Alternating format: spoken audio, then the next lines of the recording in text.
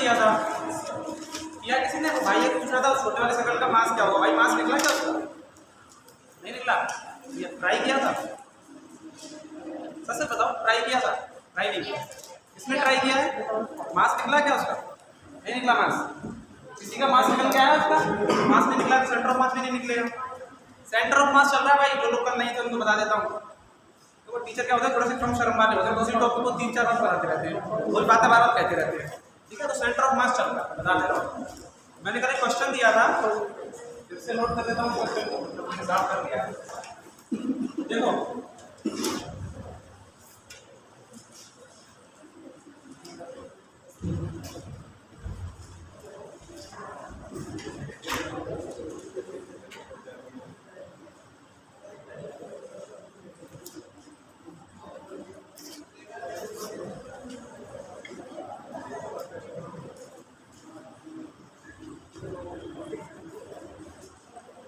नहीं आ रहे, उसी तरह पूछने के बाद मुझे बता दो या मेरे को थोड़ा इतना क्यों नहीं आ रहे, मतलब क्या कष्ट है इस क्लास का। ठीक है, समझ लेना। उसी तरह पूछो कि क्या कष्ट है भाई आप लोगों को, मेरी हिंदी समझ में नहीं आ रही, इंग्लिश नहीं समझ में आ रही, थोड़ा एक बार मुझे बताओ तो मेरे को जरा प्राप्त हो जाएगा आप लोगों को। ठीक है भाई, तुमने उसने फोन कर दिया था ना उस भाई को तुरंत, उसका आया था, उसका आया था। उसी तरह पूछो कि क्या कष्ट है भाई, क्यों नहीं आ रही। ठीक है, मैं मजाक नहीं कर रहा, सीरियसली कह रहा हूँ, मतलब मुझे कमी है अगर यहाँ पे। नहीं अभी ठीक है, तो पूछ लेना और मुझे बताना। श्योर सर, बताना सर भाई क्या क्लास में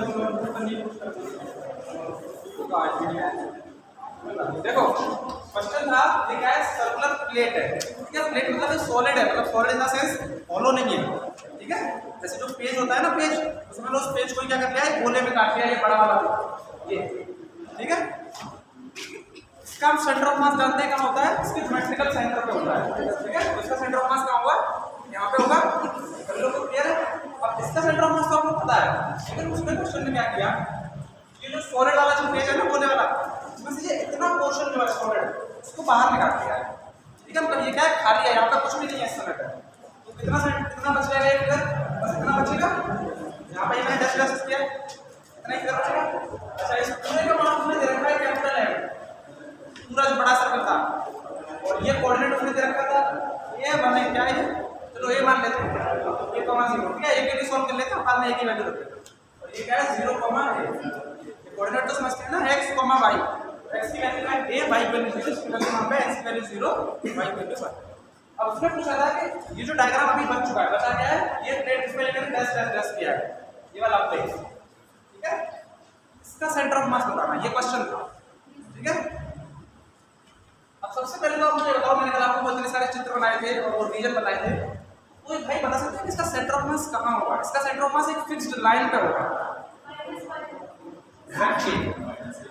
उसने बोला थैंक यू वेरी गुड। इसका सेंटर ऑफ मास इस लाइन, सॉरी माइनस x है, माइनस y नहीं, इस लाइन पे होगा। कैसे होगा मैं बताता हूँ। पर मैंने वो ऐसे जो डायग्राम था,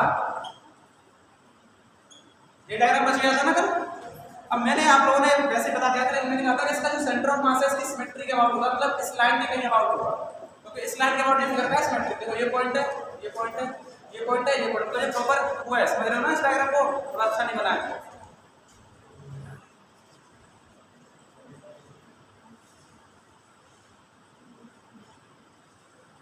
ठीक है, देखो थोड़ा अच्छा सा बना है। इसमें से इस वाली प्लेट को निकाल दिया था, डेरी मिल्क वाली जो प्लेट को, तो इतना पोर्शन बच गया था। तो इसका सेंटर ऑफ मास जो है कहाँ आया था, इस लाइन पे कहीं आया था, क्योंकि यहाँ पे इस पॉइंट पे आया था। याद है कि नहीं, मैंने किया था। तो ये बेसिकली क्या है, इस लाइन के अबाउट फिगर क्या है, सिमेट्रिक है। इस लाइन के अबाउट फिगर सिमेट्रिक है कि नहीं, सिमेट्री समझते हैं ना। अब ऐसे इस वाले फिगर में देखो, ये वाली जो लाइन है ना, इस लाइन के अबाउट फिगर सिमेट्रिक है। देखो ये पॉइंट है, ये पॉइंट है, यहाँ पर कोई पॉइंट है, यहाँ पर कोई पॉइंट है, ये पॉइंट तो है, ऐसे ये पॉइंट है, ये पॉइंट है। लेकिन इस वाले लाइन के अबाउट सिमेट्रिक नहीं है, क्योंकि ये वाला पोर्शन निकाल लिया उसमें से। समझ रहे हो ना सभी लोग? ये वाला पोर्शन नहीं है इसमें, जिसमें ये सर्कल बन रहा है, ये वाला पोर्शन बाहर निकाल लिया किसी ने, तो केवल जो इतना डायग्राम बच गया। समझ गए ना? तो इसलिए किस लाइन के अबाउट सिमेट्रिक है, इस वाले लाइन के अबाउट सिमेट्रिक है। इसका मतलब जिस लाइन के about centre of mass symmetric होता है, उसी लाइन पे कहीं सेंटर ऑफ मास आता है। ठीक है ना? क्लियर है? किसी को दिक्कत तो नहीं किस लाइन के अबाउट सिमेट्रिक है? समझ गए ना? हमने यहाँ पर एक फॉर्मूला बताया था ऐसे केस के लिए कि अगर बड़ी वाली बॉडी का मास जो ओरिजिनल बॉडी थी उसका मास क्या है, कैपिटल एम। तो जो छोटी वाली बॉडी है जो निकाली गई है उसका मास क्या है, स्मॉल एम। तो आपको क्या करना है, जब इसका सेंटर ऑफ मास कहाँ आ रहा है, एक्स एक्सिस पे आ रहा है कहीं ना कहीं, तो हमें क्या लिखना है, एक्स कोऑर्डिनेट, क्योंकि वाई कोऑर्डिनेट तो 0 है ना। एक्स एम की जो पोजीशन हो जाएगी वो हो जाएगी कैपिटल एम इनटू इस कैपिटल एम वाली जो बॉडी है इसके सेंटर ऑफ मास का एक्स कोऑर्डिनेट, क्योंकि हम क्या लिख रहे हैं यहाँ पे एक्स कोऑर्डिनेट, ठीक है। तो ये बड़ी वाली बॉडी इसका मास है कैपिटल एम, इसको इसके सेंटर ऑफ मास का एक्स कोऑर्डिनेट जो मैं भी आपसे पूछने वाला हूं, माइनस छोटी वाली बॉडी का मास इनटू उस छोटी वाली बॉडी के सेंटर ऑफ मास का एक्स कोऑर्डिनेट मैं आपसे पूछने वाला हूं, कौन, capital M minus capital M क्या है, हमेशा याद रखिए जो ओरिजिनल बॉडी है, और स्मॉल क्या है जो उसमें से निकाल लिया गया है, तभी तो वो बॉडी बचेगी। जैसे ये पूरा सर्कल था, इस सर्कल में से अगर ये छोटा वाला सर्कल माइनस कर दोगे तो देखो यही तो बच जाएगा, ये वाला पोर्शन गायब हो जाएगा। जैसे मैंने इस वाले सर्कल में से इतना पोर्शन निकाल लिया था तो ये बच गया था, ठीक है। तो वही चीज यहाँ पे कर रहा है कि इसमें से छोटे वाले को निकाल ले रहा है तो यही तो बचेगा। अब बताओ जरा, ये बड़ा वाला जो सर्कल है इसका सेंटर ऑफ मास कहाँ होगा, बड़ा वाला सर्कल का इस पॉइंट पे होगा, इसके ज्योमेट्रिक सेंटर पर। अभी बड़ा वाला सर्कल पूरा सर्कल है, ना, मतलब पूरा circle capital M, capital M क्या है, पूरी बॉडी, उसमें से जब निकाल लोगे तब चेंज हो जाएगा मेरे भाई, ठीक है। कैपिटल एम क्या है, देखो जरा, कैपिटल एम क्या है, ओरिजिनल बॉडी और ओरिजिनल बॉडी का सेंटर ऑफ मास, और स्मॉल एम क्या है जो निकाली गई बॉडी है और उसका सेंटर ऑफ मास, ठीक है। उसके बाद जब इस कैपिटल एम में से स्मॉल एम को निकाल लोगे तब क्या बचेगी, रिक्वायर्ड बॉडी जिसका हमें सेंटर ऑफ मास निकालना, ठीक है। देखो जरा, कैपिटल एम इसका मास इनटू इसका सेंटर ऑफ मास, इसका सेंटर ऑफ मास कहाँ होगा, इसके ज्योमेट्रिकल सेंटर पे, इसका ज्योमेट्रिकल सेंटर कहाँ है, ये ओरिजिन है ना इसका ज्योमेट्रिकल सेंटर, और ये इसका सेंटर ऑफ मास है, तो इसका एक्स कोऑर्डिनेट क्या होगा, 0, ठीक है। माइनस छोटी वाली बॉडी का मास, छोटी वाली बॉडी क्या है, ये वाली, ये छोटी बॉडी है ना हमारी, अब इसका मास निकालते हैं। इस पूरे का ये क्या है, सॉलिड है, मैंने बताया ना आपको सॉलिड है। तो कैपिटल एम जो मास है, वो कैपिटल एम मास जो है किस एरिया में डिस्ट्रीब्यूटेड है, कोई बताएगा। जैसे मैंने जो लेंथ वाला एग्जांपल लिया था, तो मैंने कहा था कि कैपिटल एम जो मास है वो लेंथ एल में डिस्ट्रीब्यूटेड है, कहा था ना मैंने। लेकिन यहाँ पे क्या है, लेंथ नहीं है, देखो जरा, ये एक लेंथ मान लो, जैसे मान लो, फिर उसके ऊपर एक और लेंथ छोटी, उससे छोटी, तो ये सर्कल बन जाएगा कि नहीं। तो ये जो मास है किसमें डिस्ट्रीब्यूटेड है, एरिया में डिस्ट्रीब्यूटेड है, ठीक है। वो वाला जो एग्जांपल था उसमें सिर्फ एक कोऑर्डिनेट था, एल वाला, मतलब एक्स कोऑर्डिनेट था, तो मास किसमें डिस्ट्रीब्यूटेड था, लेंथ में डिस्ट्रीब्यूटेड था। तो हमने क्या निकाली थी, लीनियर मास डेंसिटी या मास पर यूनिट लेंथ। इस वाले केस में क्या है कि मास जो किसमें डिस्ट्रीब्यूटेड है, एरिया में डिस्ट्रीब्यूटेड है, तो हम क्या निकालेंगे, मास पर यूनिट एरिया। तो जरा बताओ कैपिटल एम जो है किस मास में डिस्ट्रीब्यूटेड है, सॉरी किस एरिया में डिस्ट्रीब्यूटेड है, कोई क्वेश्चन है।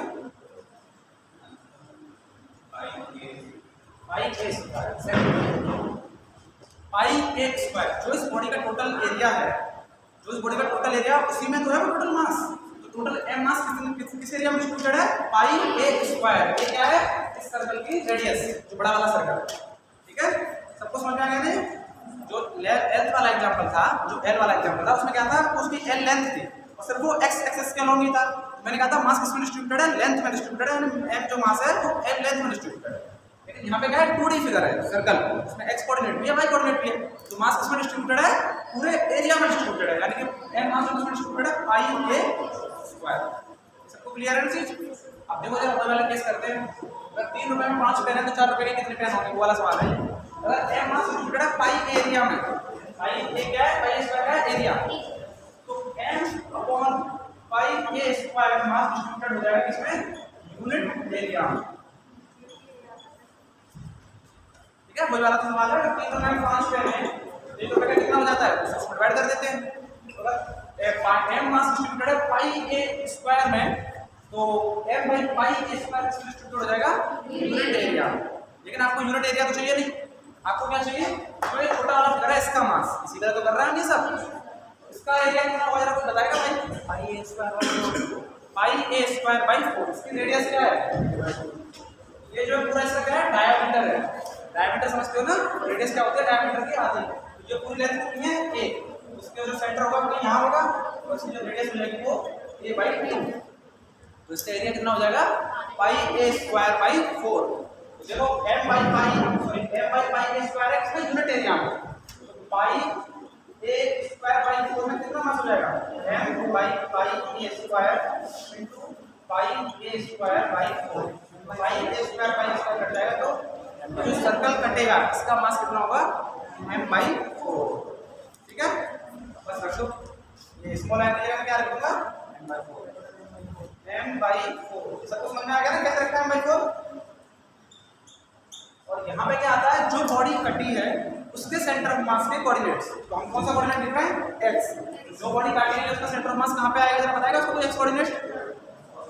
ये जो बॉडी काटी हुई है ये तो काटा है ना ये वाला सर्कल, इसका सेंटर ऑफ मास कहाँ होगा इसके ज्योमेट्रिक सेंटर पर। इसका ज्योमेट्रिक सेंटर क्या है, इसका जो सेंटर है उसके कोऑर्डिनेट कितने हैं a/2। जरा इसको सॉल्व करो तो कितना आएगा।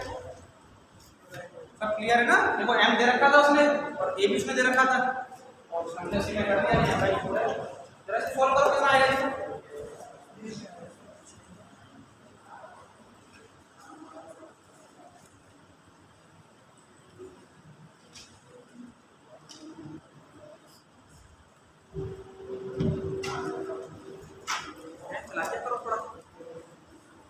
अच्छा लगेगा, भले उसमें डिजाइन बना लो अंदर, मुझे ऐसा लगेगा कि तुम लिख रहे हो।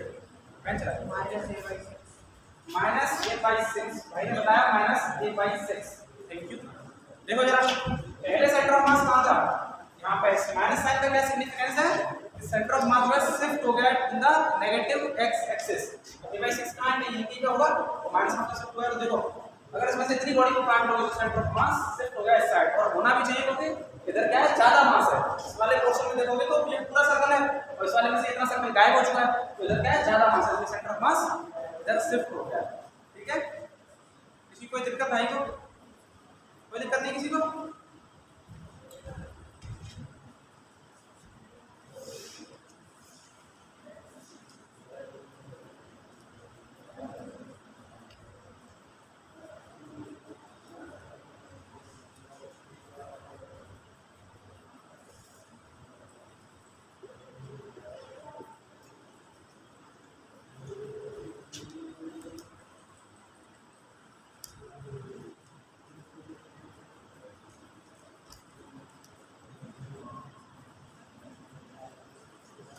देखो एक सर्कल है, सॉरी सर्कल कह रहा हूं, स्क्वायर। ये नोट कर लिया सभी ने, नोट करो जल्दी से। इसका हमने YCM का जनरल फॉर्मूला क्या है? क्या XC पे का जनरल फॉर्मूला, इसका जनरल फॉर्मूला तो लाइन है। देखो RCM मतलब इसमें क्या है x कोऑर्डिनेट निकाला। क्यों निकाला, क्योंकि केवल इस एक्सिस पे था, y एक्सिस पे कोऑर्डिनेट नहीं आएगा। लेकिन जनरल फॉर्मूला है RCM R जो है centre of mass coordinates, centre of मास के कोऑर्डिनेट मतलब x कोऑर्डिनेट भी y कोऑर्डिनेट। इसको अलग अलग लिखेंगे, देखो ऐसे लिख लेंगे XCM कैपिटल M मतलब जो ओरिजिनल बॉडी है जिसमें से कुछ भी काटा फाटा नहीं गया है, जो ओरिजिनल बॉडी है उसका मास अपॉन उसके सेंटर ऑफ मास का x कोऑर्डिनेट। ठीक है, कैपिटल X। ठीक है, ये क्या है capital X minus small m जो बॉडी काटी गई है उसका मास अपॉन उसका x coordinate upon capital M minus small m। ठीक है, कैपिटल M क्या है जो ओरिजिनल बॉडी है उसका मास, कैपिटल X क्या है जो ओरिजिनल बॉडी है उसके सेंटर ऑफ मास का x coordinate, minus small m क्या है जो बॉडी काटी गई है उसका मास, माइनस स्मॉल x क्या है जो बॉडी काटी गई है उसके सेंटर ऑफ मास का x coordinate upon capital M minus small m। Similarly अगर YCM लिखना हो तो आप बस लिखेंगे YCM equals to m into capital Y minus m into small y upon capital M minus. ठीक है, ये जनरल फॉर्मूला है भाई के लिए। अब देखो ये सबने नोट कर लिया ना। अब आपके लिए घर के लिए क्वेश्चन है, एक स्क्वायर है जिसकी साइड है a और इसका मास है m। ठीक है, सभी लोग नोट कर लेते हैं। क्वेश्चन क्या है, एक स्क्वायर है जिसकी साइड है a और इसका मास क्या है कैपिटल M। इसमें से हमने ये जो सर्कल है मतलब एकदम ऐसा सर्कल जो उसको टच करे, ठीक है समझ लो ना, ये वाला सर्कल। ठीक है, इसको निकाल लिया, इसको क्या है काट लिया उसमें से, तो इसका सेंटर ऑफ मास बताना है कहाँ होगा। सभी लोग क्वेश्चन समझ गए क्या। एक स्क्वायर है इसकी साइड क्या है a और उसका मास क्या है कैपिटल M। अब इसमें से इस सेंटर ऑफ इधर में से तो ये कितना बच जाएगा, इतना बच जाएगा ना, बस इतना तो निकाल लिया ना सर्कल वाला पार्ट, इतना बचेगा जितना मैंने डैश डैश डैश किया है। सर्कल को निकालने के बाद इसका सेंटर ऑफ मास कहाँ होगा ये बता। ठीक है, नोट कर लो घर के लिए। मैं भी नया टॉपिक शुरू कर रहा हूँ तो समय थोड़ा कम है मेरे पास। ठीक है, ये सब मिटा दूँ ना, मैं कल पूछ लूंगा, ठीक है, बता देना भाई जो भी करके लाया। कल भी मेरी क्लास होगी, ठीक है ना, प्लान कर लेना उस हिसाब से। हॉलीडे है ना आपके लिए, तो कल एक तरीके से वहाँ एंजॉय करना है। मतलब मेरी क्लास है इसलिए आपके लिए हॉलीडे हो गया वो तरीके से, इसलिए कर रहा हूँ। कंफ्यूज मत होना, मतलब क्लास है मेरी, ठीक है। देखो जब अभी क्या था कि हमारे पास क्या है, बहुत अच्छे अच्छे फिगर्स थे, मतलब रेक्टेंगल था, स्क्वायर था, सर्कल था, उसका सेंटर ऑफ मास कहाँ था, इसके ज्योमेट्रिक सेंटर पे था, मतलब एक तरीके से हमें सेंटर ऑफ मास पहले से पता था, ठीक है। अब क्या है हमारे पास, मान लो देखो ये क्या है, रिंग है, लेकिन समझते हैं मतलब बोलो, सिर्फ ये इतनी जिसकी लाइन दिख रही है ना आपको, बैंगल देखिए ना, बैंगल चूड़ी जो होती है, वैसे ये क्या है, चूड़ी है, चूड़ी के अंदर कुछ होता नहीं है ना, इसकी लाइन होती है, वही लाइन सी है, तो इसका सेंटर ऑफ मास हमारा कहाँ होगा, इसके ज्योमेट्रिक सेंटर पे होगा, ठीक है। अब मैंने इसका सेंटर ऑफ मास कहाँ होगा, इसके ज्योमेट्रिक सेंटर पे होगा। अब मान लो इसमें से आधा पोर्शन इसका साफ कर दिया जाए, देखो सेमी सर्कुलर रिंग, ठीक है, सेमी सर्कुलर रिंग हुई ना, इसका सेंटर ऑफ मास कहाँ होगा, ये हमें कैलकुलेट करना है। तो मुझे आइडिया दे सकता है कि इसका सेंटर ऑफ मास कहाँ होगा, इसका सेंटर ऑफ मास एक फिक्स लाइन पे होगा, जिस लाइन के अबाउट ये सर्कल जो है सिमेट्रिक है, y एक्सिस, ठीक है, एकदम सही। देखो इस y एक्सिस का अबाउट जो है, इस y एक्सिस के अबाउट ये क्या है, फिगर सिमेट्रिक है, देखो ये वाला पॉइंट, वो वाला पॉइंट दिख रहा है ना सिमेट्री, तो थोड़ा अच्छा बना देना आप लोग, मुझे ना रिंग सेमी सर्कुलर है, तो y एक्सिस के अबाउट क्या है, सिमेट्रिक, जिसका सेंटर कहाँ होगा, सेंटर ऑफ मास कहाँ होगा, y एक्सिस पे होगा, लेकिन y एक्सिस पे कहाँ होगा, यही निकालना हमारा मोटिव है, ठीक है।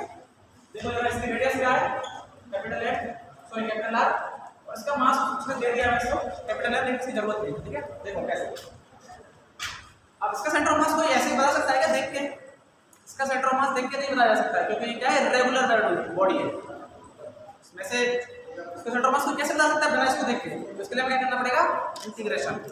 जब भी आप जीवन में कुछ ना कर पाओ तो क्या करो, इंटीग्रेशन करो। इंटीग्रेशन क्या है, चीजों को जोड़ता है। देखो कैसे करेंगे, इसका centre of mass y axis पे होगा, आप लोगों ने बताया अभी, सही है ना, किसी को दिक्कत तो नहीं, y एक्सिस पे ही इसका सेंटर ऑफ मास होगा, यहाँ कहीं होगा, ठीक है ना, क्योंकि इसके बॉडी क्या है, फिगर सिमेट्रिक है।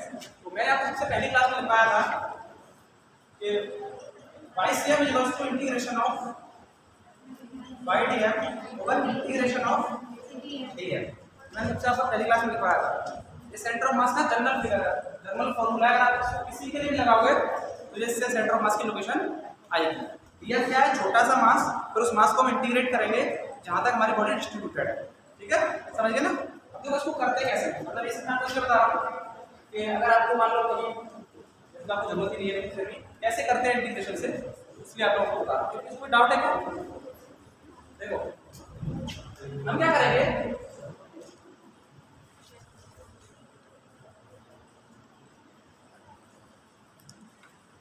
देखो हम क्या करने वाले हैं, एक यहाँ पे छोटा सा एलिमेंट लेने वाले हैं, ये छोटा सा एलिमेंट, ठीक है, यहाँ से थीटा एंगल है, वो छोटा सा एलिमेंट यहाँ से थीटा एंगल है। अब जरा देखो इस छोटे वाले एंगल, ये जो छोटा सा हमने ये दिया है इसको एलिमेंट इतना सा, अगर इसी एलिमेंट को यहाँ से लेके मैं यहाँ तक इंटीग्रेट कर दूँ, क्या ये रिंग नहीं मिल जाएगी।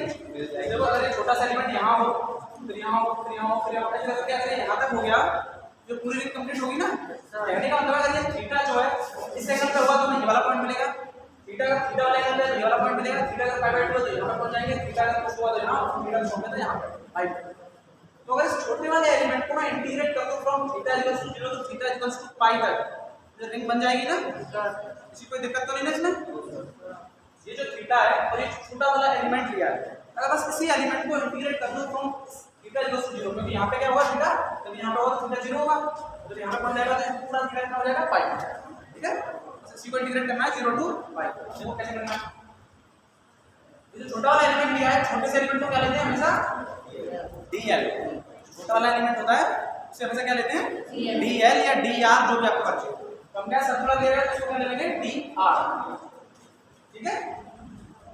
ये रेडियस कितनी होगी, सर्कल पे कोई भी पॉइंट है तो रेडियस कितनी होती है r। अभी जो छोटा सा जो लेंथ लिया dr, जो इस ओरिजिन पे जो एंगल सबटेंड करेंगे, जो छोटा वाला एंगल है यहाँ पर कुछ एंगल बना रहा है ना इतना, इसको क्या कहेंगे डी थीटा, डी थीटा। ठीक है, छोटा सा एलिमेंट जो छोटा सा एंगल सब्टेंड करेगा उसे क्या कहते हैं डी थीटा। ठीक है, अब आपने एक फॉर्मूला देखा होगा बचपन में, theta is equals to arc upon radius. देखा है क्या? Theta equals to arc upon radius, देखा है ना? रेडियस क्या है? Radius of the circular section. Theta क्या है? उसके अलावा उसके द्वारा एंगल सबटेंडेड किया हुआ एंगल पे। आर्क क्या है? उस आर्क की लेंथ। ठीक है, देखो हमारा इंटरेस्ट इसमें डी आर में, इसमें इंटरेस्ट है डी आर में, तो उसी को तो इंटीग्रेट करना है। देखो डी आर क्या है? डी आर के द्वारा जो एंगल सबटेंड हो रहा है ओरिजिन पे, उसकी वैल्यू क्या है? D theta equals to arc क्या है? ये जो आर्क है ये तो एलिमेंट है, D R upon radius of scalar. D R की वैल्यू आगे कितनी देंगे? R D theta. इसमें किसी को दिक्कत तो नहीं? बस देखो हमारा सारा काम हो चुका है लगभग लगभग। डीएम मैंने आप लोगों को बताया था, डीएम क्या है? जो छोटा सा एलिमेंट लिया है उसका मास। डीएम क्या है? जो छोटा सा एलिमेंट लिया है उसका मास। तो डीएम की जो वैल्यू होगी, छोटा सा जो एलिमेंट लिया है उसकी लेंथ कितनी है? डी आर है, ये डी आर है, डी आर उसकी length into mass per unit length. ऐसे तो निकालते थे जब मैंने आपसे पूछा था कि पूरी रोड में से आधी रोड का मास कितना होगा, तो मैंने क्या बताया था? m/2। इसको कैसे निकाला था? m by total length into जो लेंथ निकालनी होती है l/2। ये क्या होता है? Linear mass density. अभी जो भी किया था लीनियर, जो उसमें क्या था? मास मतलब एरिया वाला डिस्ट्रीब्यूटेड था, उसमें पहले टोटल एरिया से डिवाइड कर दिया था, तो जितनी लेंथ में मास चाहिए था, जितनी एरिया मास किया था उस एरिया से मल्टीप्लाई कर दिया था। ये तो करते हैं, देखो जरा इसका टोटल मास कितना है? कैपिटल है। इसकी टोटल लेंथ कितनी है? Pi into r. अगर कोई सर्कल होता है टोटल, उसकी सरकमफेरेंस कितनी होती है? 2 पाई आर। जानते हो ना, सर्कमफेरेंस, सर्कमफेरेंस क्या होता है? उसकी टोटल लेंथ। लेकिन ये तो आधा है, उसकी कितनी हो जाएगी? पाई इंटू आर, और इंटू ये मतलब मास और टोटल लेंथ। ये क्या होगी? लीनियर मास डेंसिटी इंटू जिस लेंथ का हमें मास चाहिए, तो मैं जिस लेंथ का मास चाहिए डी आर का, डी आर की लेंथ कितनी है? R D theta. ठीक है, ये डी आर सभी को समझ में आया ना? बस देखो इसको इंटीग्रेशन करना है और सब मिटा रहा हूं। ये क्वेश्चन लिख दिया ना आपने?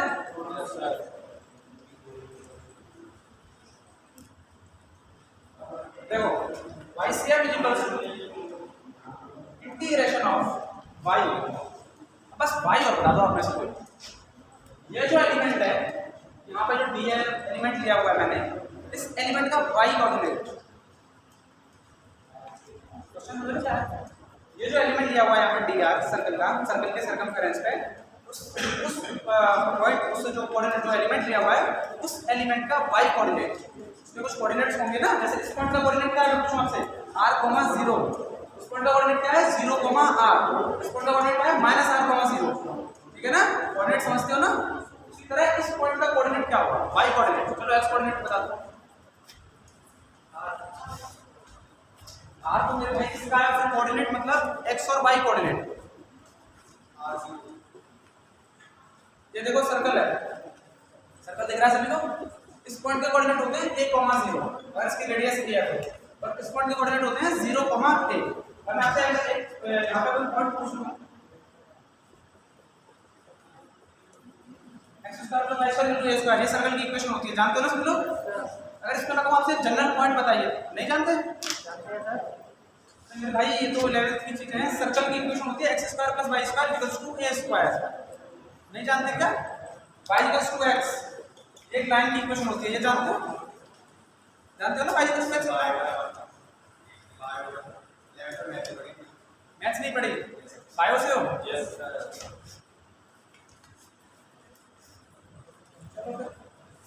बायो से भाई कुछ और देखते हैं। मान लीजिए देखो ये क्या है? सर्कल, क्या कहते हैं? सेमी सर्कल है, उसके r, r बहुत स्पेसिफिक केस में आएगी। देखो पहले बात सुनो, ये जो पॉइंट है ये इस ओरिजिन से r डिस्टेंस पे होगा। ये तो सभी लोग समझ रहे हो ना? सर्कल का हर एक पॉइंट उसके सेंटर से सेम डिस्टेंस पे होता है। जानते हो कि नहीं? ये जो सर्कल की डेफिनेशन है, जब छोटे में प्रकाल बनाते थे तो प्रकाल की दूरी फिक्स रहती थी ना, फिर उस प्रकाल को घुमा देते थे तो सर्कल बन जाता था। तो सर्कल का हर एक पॉइंट उसके सेंटर से सेम डिस्टेंस पे होता है, जानते हो ना। तो इस पॉइंट की ओरिजिन से डिस्टेंस कितनी होगी, r, ठीक है। अब ये जो एंगल है ये कितना है, थीटा, ये एंगल है थीटा। तो अगर इसका हम यहाँ पे कंपोनेंट करेंगे x के अलाउंग तो कितना आएगा, r cos थीटा, और y कितना आएगा, r sin थीटा। इसलिए मैंने कहा था कंपोनेंट आप लोग अच्छे होने चाहिए, तो कंपोनेंट ही करना है। ये देखो ये डिस्टेंस टोटल कितनी है, r, ये r है, किसी को इसमें दिक्कत तो नहीं। तो इसका यहाँ से एंगल कितना है, थीटा। तो इस r का अगर इधर कंपोनेंट करोगे तो कितना आएगा, r cos थीटा, और अगर r का इधर कंपोनेंट करोगे तो कितना आएगा, r sin थीटा। मेरे भाई जरा y वाले भाई देखो, बस एक चीज थोड़ा सा समझ लो, x² + y² = a², ये क्या है, सर्कल की इक्वेशन है, ठीक है। जो सर्कल होता है ना गोला प्रकार वाला, उसकी इक्वेशन है ये।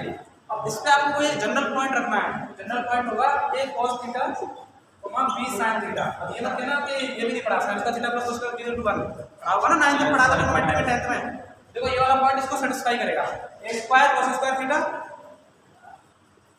एक cos theta a sin theta, a² cos² theta plus a² sin² theta, a² बाहर आ जाएगा, अंदर बचेगा cos² theta plus sin² theta, जो 1 हो जाएगा, a² = a²।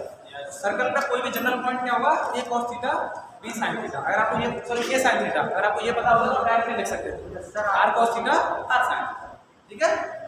तो ये जो x है इसकी लेंथ कितनी होगी, r cos theta, x coordinate की, y कोऑर्डिनेट की लेंथ कितनी होगी, r sin थीटा। क्लियर है ना सभी को चीज। y लिख रहे थे ना, y क्या हो गया, r sin थीटा।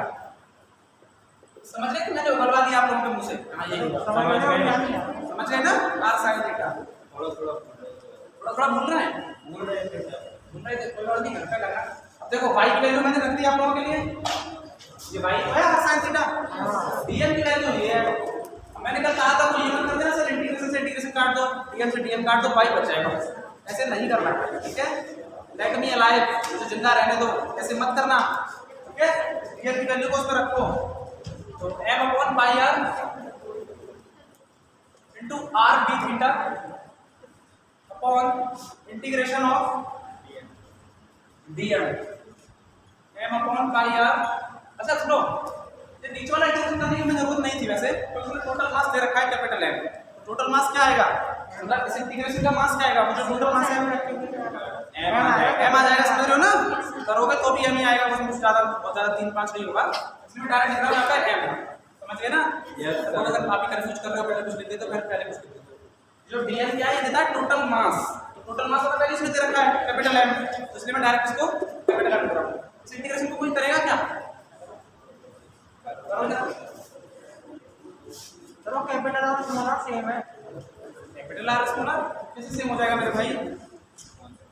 ये जो अच्छा डिस्टेंस आपने d ना छोटा वाला, ये जो डिस्टेंस है रेडियस वाली, ये कैपिटल R है, ठीक है। और dr क्या है, चेंज इन r, मतलब छोटा सा r, कैपिटल R और dr अलग अलग है, ठीक है।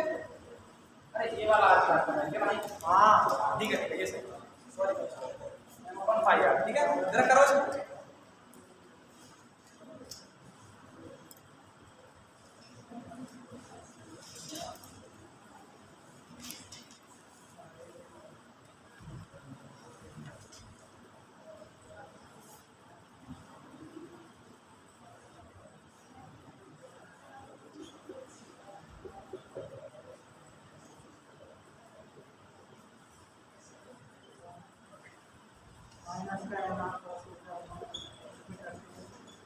लिमिट रख लेना 0 to पाई। ये 0 to पाई क्यों है, मैंने पहले ही बताया था, क्योंकि उस एलिमेंट को इंटीग्रेट करना है 0 to पाई, ठीक है। लिमिट में किसी को दिक्कत तो नहीं, 0 to पाई लिमिट, 0 to पाई क्यों, जब ये एलिमेंट छोटा वाला एलिमेंट यहाँ पे होगा क्या होगा, थीटा 0, और इसको बढ़ा देंगे तो पाई हो जाएगा और हमें पूरा अपना एलिमेंट मिल जाएगा, 0 to पाई। वाई वाले भाई sin थीटा का इंटीग्रेशन तो बिल्कुल नहीं आता होगा, मैं सर्कल का इक्वेशन में डाउट है तो है। इंटीग्रेशन और डिफरेंशिएशन मैंने कल लिखा था भाई, चाहे बायो के हो चाहे कोई और दुनिया से हो, ये क्या है, फैमिली मेंबर्स हैं, समझते हो कि नहीं। एम तो कट गया ना मेरे भाई, कैसे आ जाएगा, इसलिए इंटीग्रेशन डिफरेंशिएशन क्या है, फैमिली मेंबर्स हैं, देखिए कि नहीं, फैमिली हो आप हमारे, भाई फैमिली है ये हमारे, ठीक है, तो एकदम सम्मान दो।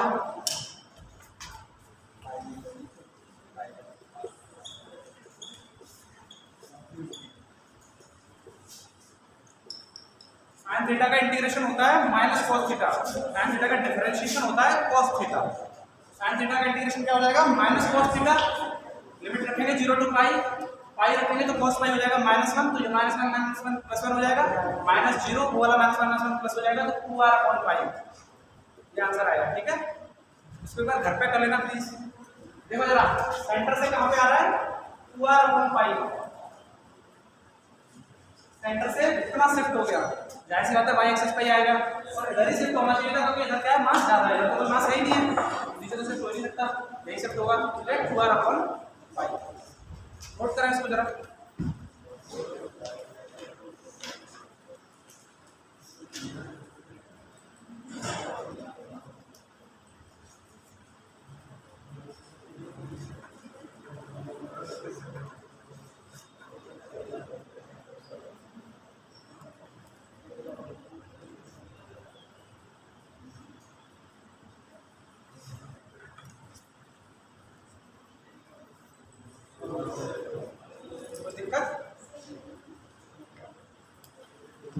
अगला टॉपिक लिखो मोशन ऑफ सेंटर ऑफ मास।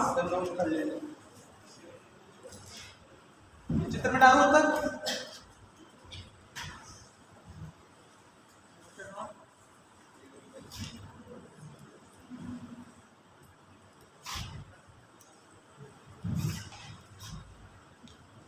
समझ में नहीं आता है वास्तव में, बताओ कोई दिक्कत है क्या मेरे से? और तेज पढ़ाता हूँ, हिंदी में पढ़ाता हूँ, हिंदी बोलता हूँ, इंग्लिश बोलता हूँ, तो कुछ और मैं बोलूँ कोई दिक्कत हो तो बता रहा, ठीक है? क्योंकि आप लोगों का वीडियो से तो यहाँ पे सब कुछ चल रहा है, आपका मुझे बता रहा हूँ, लेकिन चीज़ें मतलब यहाँ पे भी ठीक ठाक मैनेज है। मैं डेली यहाँ पे इसलिए आ रहा हूँ, आपका फिजिक्स का सिलेबस जो थोड़ा सा पीछे है, ऊपर से आधे से भाई सिलेबस खराब होगा थोड़ा सा, इसलिए मैं डेली आ जाता हूँ। ठीक है, आप लोग उसको कैसे ले रहे हो ये पता नहीं, लेकिन हम लोग काफ़ी सीरियस है इसके प्रति। ठीक है, कोई दिक्कत हो तो बताना। चलो अगला टॉपिक लिखो मोशन ऑफ सेंटर ऑफ मास।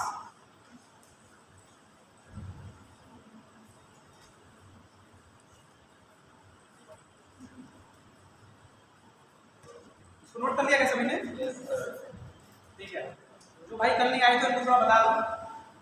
हमने कल लिखा था topic centre of mass for a system of particles, उसमें क्या था कई सारे पार्टिकल्स थे, याद है ना? मैंने यहाँ पे चित्र से बनाया था ऐसे ड्राइंग सी, उसमें बताया था centre of mass for system of particles की जो पोजीशन होती है वो होती है RCM equals to m1 * r1 vector plus m2 * r2 vector plus m3 * r3 vector dot dot plus mn * rn vector upon total. ये मैंने लिखा था centre of mass for system of particles. अगर मान लीजिए आपके सिस्टम में n पार्टिकल्स हैं, ये सबके मास क्या है m1 m2 m3 dot dot के mn तक मासेस हैं और r1 r2 r3 के रिस्पेक्टिव पोजीशन वेक्टर्स हैं फ्रॉम ओरिजिन। ठीक है, अगर r1 r2 r3 के पोजीशन वेक्टर्स हैं फ्रॉम ओरिजिन तो उसका जो सेंटर ऑफ मास है उसका जो पोजीशन वेक्टर होगा उसकी वैल्यू क्या होगी m1 r1 vector plus m2 r2 vector plus m3 r3 vector ऐसे करके mn rn vector upon total mass. ये मैंने कल लिखा था, याद है सभी को? कोई दिक्कत तो नहीं? अब देखो जरा, मैं इस टोटल मास को ऐसे हटा देता हूँ, इसको लिख देता हूँ टोटल मास कैपिटल है।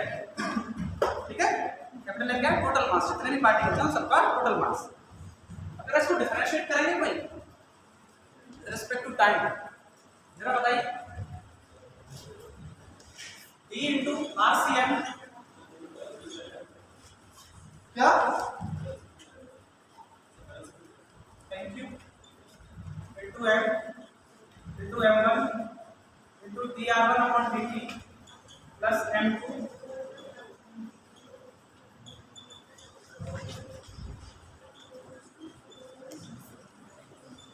देखो मासेस क्या है फिक्स हैं, ऐसा तो है नहीं है कि आज मास 5 किलो है तो कल 10 किलो हो जाएगा, मतलब ये पार्टिकल है आपकी तरह नहीं है, ज़्यादा खाते पीते नहीं है, एकदम ऐसे एक ही जैसे रहते हैं, तो इनका मासेस क्या है टाइम के साथ वेरी नहीं हो रहा है, मींस क्या कांस्टेंट है।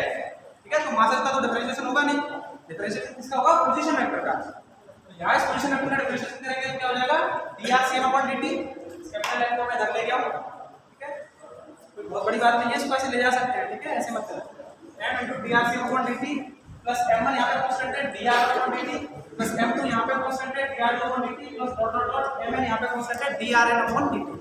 आप अपने बायोलॉजी वाले भाई ने बताया जो एकदम सही है, m VRCM अपॉन dt क्या हो जाएगा? VCM, velocity of centre of मास। पहले चैप्टर में रेक्टेंगुलर मोशन मैंने बताया था, या सर ने भी बताया होगा, पोजीशन वेक्टर का डिफरेंशिएशन क्या देता है? वेलोसिटी वेक्टर देता है। VRCM अपॉन dt क्या हो जाएगा? VCM, velocity of centre of mass. ठीक है, similarly M1 VR1 upon dt क्या हो जाएगा? वेलोसिटी ऑफ जो पहला पार्टिकल है उसका वेलोसिटी वेक्टर, V1 वेक्टर। कोई दिक्कत नहीं भाई, plus M2 into V2 vector plus dot dot dot MM into RN vector, VN vector. ठीक है, ये सभी को क्लियर है? इसमें कोई दिक्कत तो नहीं? मैं मिटा रहा हूँ। ठीक है,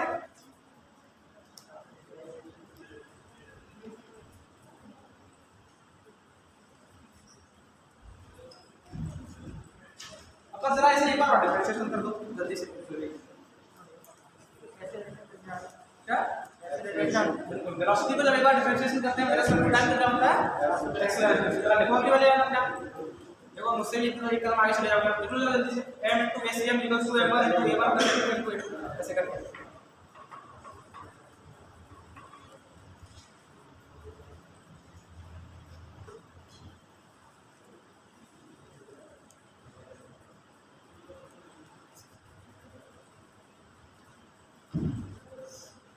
लिख रहा हूँ, ठीक है, आप लोग देखना।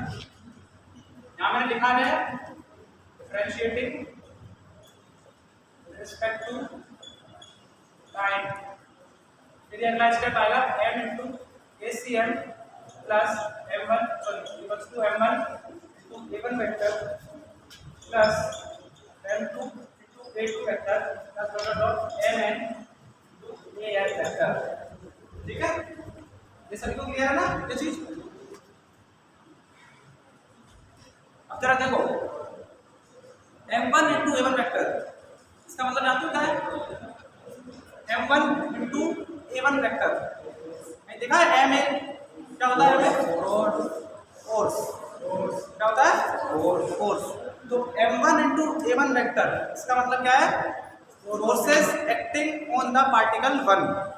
ठीक है, 1 का मतलब क्या है? पहले वाले पार्टिकल। ठीक है, सिमिलरली m2 इंटू a2, इसका मतलब क्या है? Forces acting on the particle 2। ऐसे ही डॉट डॉट डॉट, इसका मतलब है forces acted on the particle n। तो मैं इसको रिप्लेस करने वाला हूँ f1 vector plus f2 vector plus dot dot dot fn vector. समझ गए ना ये मैंने कैसे किया? मास इनटू एक्सेलरेशन, ये क्या होता है? उस सिस्टम पे लगने वाले, उस या जो भी बॉडी है उस पे लगने वाले फोर्स। यहाँ पे क्या है? पार्टिकल का मास इनटू इसका एक्सेलरेशन, तो क्या हो जाएगा? Force acting on the particle 1। Similarly क्या? Forces acting on the particle 2। ऐसे dot dot dot forces acting on the particle n equals to m into acm। तो ये नहीं कहेगा सर सेंटर ऑफ मास का फोर्सेस, क्योंकि सेंटर ऑफ मास का थोड़ी है वो मास। तो मास तो क्या है? सिस्टम ऑफ पार्टिकल्स का है। समझ गए ना?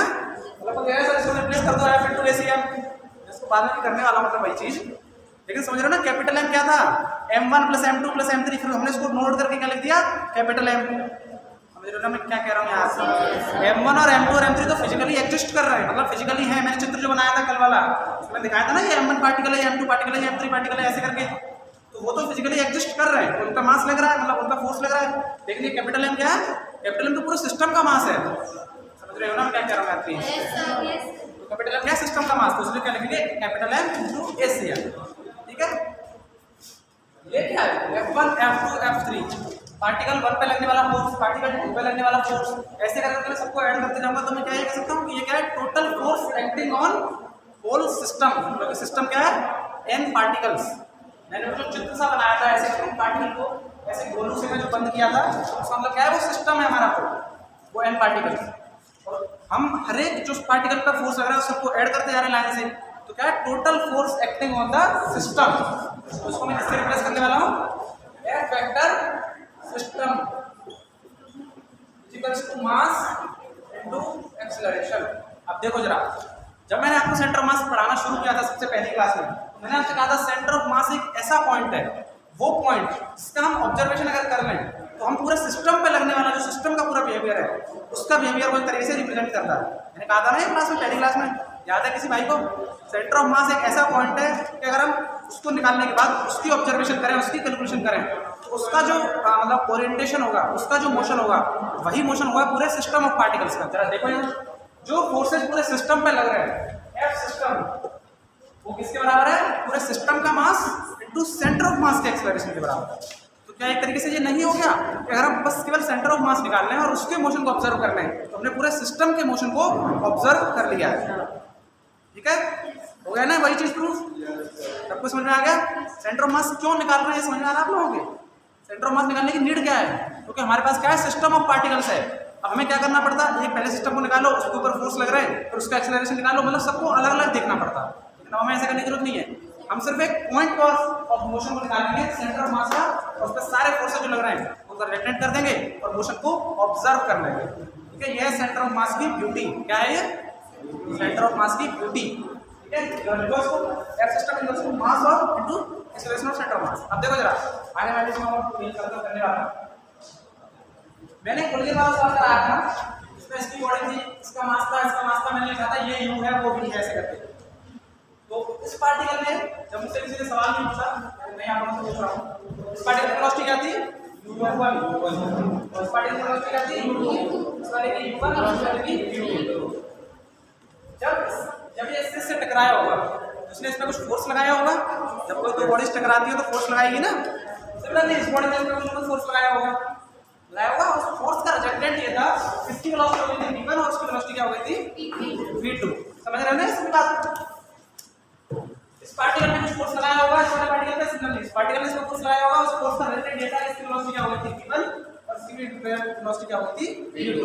अब न्यूटन्स थर्ड लॉ याद है किसी को?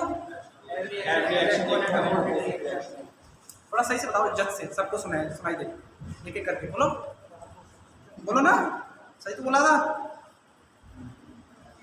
To every action there is equal and opposite reaction। ठीक है, कहने का मतलब है कि अगर मैंने किसी बॉडी में फोर्स लगाया है, तो वो बॉडी भी मेरे ऊपर फोर्स लगाएगी, जिनका मैग्नीट्यूड क्या होगा? बराबर होगा, लेकिन डायरेक्शन क्या होगी? अपोजिट होगी। हमेशा ध्यान रखें, न्यूटन्स थर्ड लॉ लगाने के लिए दो बॉडीज होनी चाहिए। ठीक है, ऐसा नहीं मैं ही अपने आप पे ही फोर्स लगा लूँ। ठीक है, न्यूटन्स थर्ड लॉ लगाने के लिए हमेशा क्या होनी चाहिए? दो बॉडीज होनी चाहिए। एक्शन और रिएक्शन क्या है? दो बॉडीज के होंगे। एक ही बॉडी अपने आप पे फोर्स नहीं लगाएगी कभी, ये बॉडी से अपने आप पे फोर्स लगा के इसकी वेलोसिटी हो सकती है, ऐसा हो सकता है क्या? नहीं ना। न्यूटन्स थर्ड लॉ लगाने के लिए क्या होनी चाहिए? दो बॉडीज। देखो जरा यहाँ पे दो बॉडीज हैं हमारे पास, u1 और u2 जिनकी वेलोसिटी है, हमने एक दूसरे में आपस में फोर्स लगाया, इसकी वजह से इसकी वेलोसिटी क्या हो गई? u1 और इसकी वेलोसिटी क्या हो गई? v2। लेकिन न्यूटन्स थर्ड लॉ से आप जानते हो कि जितना इस बॉडी ने इस पर फोर्स लगाया होगा, उतना इस बॉडी ने इस पर फोर्स लगाया होगा। जानते हो ना न्यूटन्स थर्ड लॉ से? और उनकी डायरेक्शन क्या होगा? इसने इस पर फोर्स लगाया ऐसे F1 का, इसने इस पर फोर्स लगाया होगा F1 का। समझ रहे हो ना? अगर इस वाली बॉडी ने इस वाली बॉडी पर फोर्स लगाया F1, उस वाली बॉडी ने इस पर भी फोर्स लगाया होगा F1, मतलब negative in the sense direction. आई कह रहा नेगेटिव मतलब डायरेक्शन। ठीक है, कहने का मतलब है कि अगर मैं इन दोनों बॉडीज को एक साथ देखूं, तो इन दोनों बॉडीज पे किसी और ने कोई फोर्स लगाया क्या? नहीं लगाया ना। इन दोनों ने आपस में लगाया एक दूसरे को, और दोनों की डायरेक्शन क्या है? अपोजिट है। तो अगर मैं दोनों को ऐड करूंगा तो क्या आएगा? 0। देखो ना, इसका डायरेक्शन इधर है प्लस F1, इसका डायरेक्शन इधर है माइनस F1, तो क्या आ जाएगा? 0। देखो दो सिस्टम पे F सिस्टम लग रहा था जो फोर्स, अब हम उसको क्या लिखने वाले हैं? F इंटरनल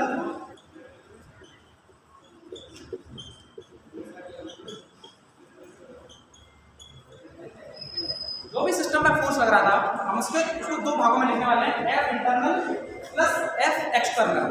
ठीक है, F internal plus F external is equal to mass into acceleration of centre of मास।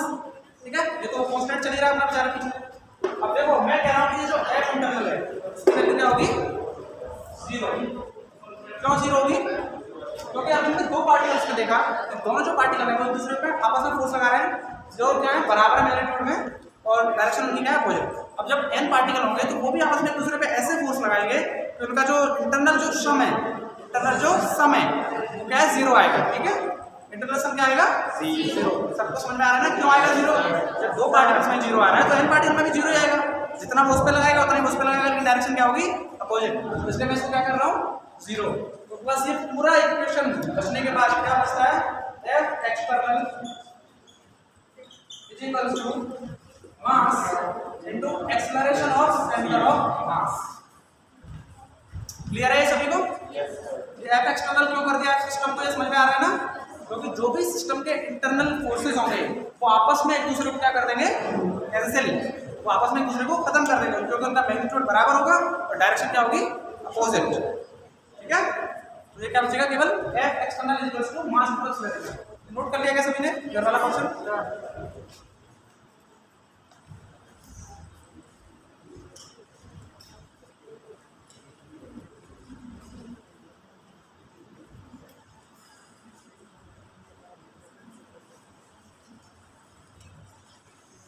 इससे पहले कहीं पर किसी पर ट्यूशन वगैरह पढ़े, ये चल रहा है क्या? जैसे चल रहा है आप लोग मतलब ट्यूशन पढ़े हो इससे पहले कहीं? नहीं, कोई ट्यूशन नहीं पढ़ा है? सेल्फ स्टडी जीनियस हो।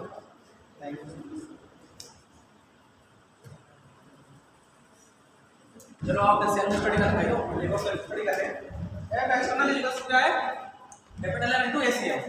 अब जरा देखो कोई ऐसा सिस्टम है, ये क्या है, कंक्लूजन है, तो इसे डब्बा बना लेते हैं। ठीक है, कंक्लूजन। अब देखो अगर कोई सिस्टम ऐसा है जिसमें कोई भी एक्सटर्नल फोर्स नहीं लग रहा है, अगर कोई यहाँ तक सबको समझ में आ गया ना, क्लियर? अब देखो जब भी हम कोई चीज मतलब निकाल लेते हैं तरीके से, क्या है ड्राइव कर लिया है, तो उसके कंक्लूजन देखते हैं। ठीक है, कंक्लूजन पहला, अगर कोई भी सिस्टम ऐसा है जिसमें कोई भी एक्सटर्नल फोर्स नहीं लग रहा है, ठीक है, मैं बता रहा हूँ आपको क्या है, F एक्सटर्नल की वैल्यू क्या है, 0, तो उसका सेंटर ऑफ मास का एक्सेलरेशन क्या होगा, अगर ये वाली वैल्यू 0 है, कैपिटल M 0 हो सकता है क्या? अगर किसी बॉडी का मास है तो होगा, 0 कैसे हो सकता है? मास तो वही रहेगा, ये तो 0 हो नहीं सकता, या क्या 0 होगा, एक्सेलरेशन ऑफ सेंटर ऑफ मास। कहने का मतलब है कि अगर कोई बॉडी ऐसी है जिसमें F एक्सटर्नल मतलब कोई भी एक्सटर्नल फोर्स नहीं लग रहा है, एक्सटर्नल का मतलब समझते हो, बाहर से लगाया हुआ फोर्स है, मतलब जो हमारा सिस्टम है उसका ऐसा नहीं है कोई और उस पर फोर्स लगा रहा है, मैं लगा सकता हूँ या कोई और आप में से कोई, मतलब वो जो सिस्टम है उस पर, जैसे हमारा nth पार्टिकल जो सिस्टम था, वो एक दूसरे पे जो फोर्स लगाएंगे वो क्या होगा, इंटरनल फोर्स, और जो बाहर से फोर्स लगाया जाएगा वो क्या होगा, एक्सटर्नल फोर्स। ठीक है, एक्सटर्नल फोर्स मतलब है बाहर से लगाया जाने वाला फोर्स। अगर कोई सिस्टम ऐसा जिसका F एक्सटर्नल 0 है, उसके सेंटर ऑफ मास का एक्सेलरेशन क्या होगा, 0, मतलब या तो उसका centre of mass constant velocity से चलेगा या फिर चलेगा ही नहीं। अगर एक्सेलरेशन 0 है तो या तो 2 केस होते हैं, या तो वेलोसिटी 0 होगी या वेलोसिटी कांस्टेंट होगी। ठीक है, समझ गए सभी लोग? इसको जरा लाइन बना के लिख लो, कई बार पेपर पूछ लेता है, मतलब if not any external force is applied on the system, then if there is not any external force applying on the system, then acceleration of center of mass will be 0. That is जानते हो नहीं?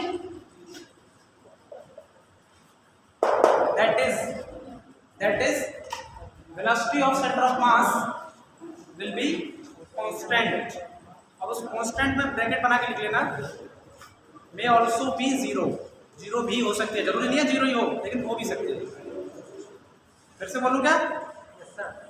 If there is not any external force applying on the system, then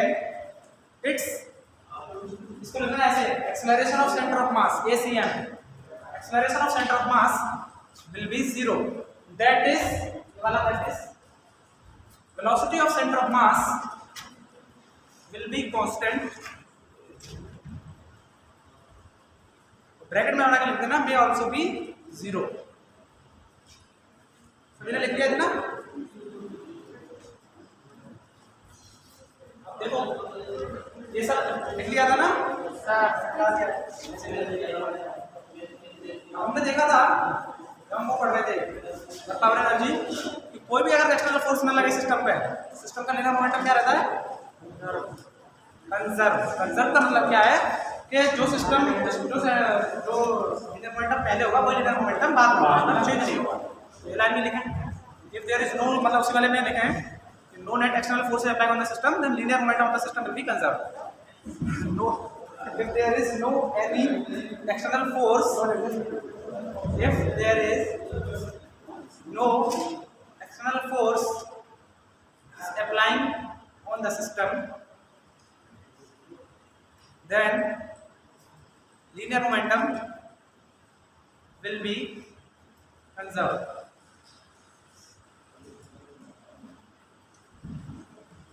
एक और point लिखिए इसके आगे, full stop डाल के इसको कीजिए, क्या कहते हैं उसको, स्टार्स, समझते हैं ना ऐसे स्टार्स, इसको लिखिए the internal forces of the system can not change, the internal forces of the system cannot change the state of its center of mass. The internal forces of the system cannot change the state of its center of mass. बोले sir इसका क्या मतलब है, state कहाँ से आ गई इसमें, देखो कहने का मतलब है, मैंने सब क्या लिखा है, internal forces of the system can not change, मतलब कोई अगर सिस्टम ऐसा है जिसमें कोई भी एक्सटर्नल फोर्स नहीं लग रहा है, और उस पर इंटरनल फोर्सेज तो लगे सिस्टम में, मतलब आपस में एक दूसरे को फोर्स लगाएंगे, तो ऐसे में जो उसके इंटरनल फोर्सेज हैं उसका जो सेंटर ऑफ मास होगा उसकी स्टेट को चेंज नहीं कर सकता। मतलब क्या है, जैसे क्वेश्चन लिखिए, The projectile is fired, a projectile is fired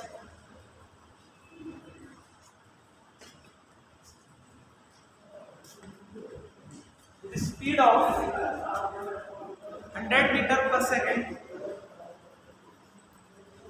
The projectile is fired with the speed of 100 meter per second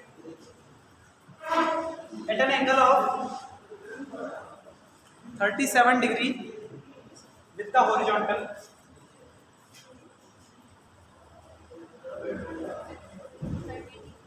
At an angle of 37 degree with the horizontal. Full stop. At the highest point, the particle breaks into two parts in the ratio of, a particle breaks into two parts in the ratio of masses 1:3. The ratio of masses 1:3, comma, the smaller part या lighter part, जैसे तुम मतलब जो छोटा वाला part है, दो part है ना 1:3, जो छोटा वाला पार्ट होगा, smaller part came to rest, the smaller part came to rest, full stop. Find the position of the heavier particle from its launching position. देखो इतना लंबा सवाल है इसलिए मैं क्वेश्चन भी थोड़ी दिखाने से बचता हूँ। देख लिया सभी ने? फिर से रिपीट करो किसी को। Find the position of the heavier particle with respect to its launching position. Launching समझते हैं ना, LAUNCHING, लॉन्च होता है वाला लॉन्च, ठीक है? सभी ने क्वेश्चन लिख लिया? तो मुझे क्वेश्चन समझा देगा क्या भाई? कोई ऐसा है तो क्वेश्चन, मतलब आपसे पूछो, कोई ऐसा है तो क्वेश्चन समझाना चाहेगा?